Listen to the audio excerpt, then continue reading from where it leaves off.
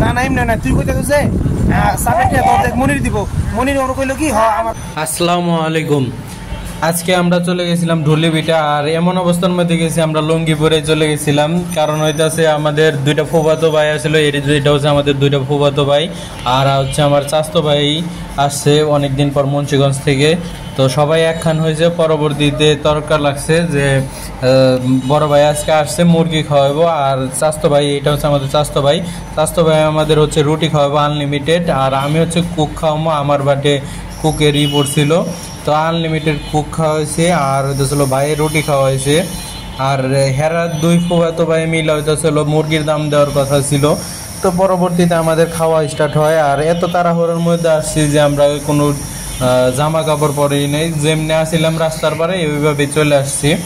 আর পরবর্তীতে যখন বিল দেওয়ার সময় তখন যে ফুফাতো ছোট ভাই আছে সে হইতেছিল বলতেছিল যে আমি তো বিল দেবো না, বড় ভাই সব বিল দেবো। তো পরবর্তীতে বড় ভাইয়ের উপরে চাপাই দেয়, বড় ভাই একটু রাগ করে।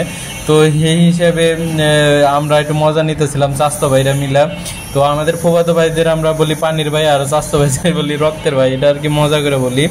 তো ছোট ফুফাতো ভাই বড় ভাইয়ের উপরে হলো বিল চাপাই দেওয়ার কারণে আমরা রাস্তার মধ্যে তারা আরো বলতেছিলাম যে ভাই ইচ্ছা করে বিলটা দিল না, আপনার উপর চাপাই দিল, এত এত টাকা খরচ হইলো, এইগুলা বইলে আরো আমরা উস্কাই দিতেছিলাম। তারা হচ্ছে রক্তের ভাই, তাদের মধ্যে ঝামেলা পাইতে যায়।